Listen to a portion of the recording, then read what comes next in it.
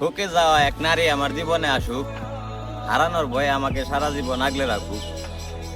এই কথাটা কেন বললাম, আমি যতটুকু বুঝি, যে মানুষ একবার ঠকছে ও ভালোবাসার যন্ত্রণাটা বুঝে। আর যে মানুষ ভালোবাসার যন্ত্রণা বুঝে, আমি মনে করি ও জীবনে দ্বিতীয়বার আর কি ওরে কষ্ট দিব না। আর আমি এটাও বিশ্বাস করি, আমার মতো আপনার মতো ভাই হাজার হাজার মানুষ মনে করেন ভাঙ্গা মনের মানুষ আছে।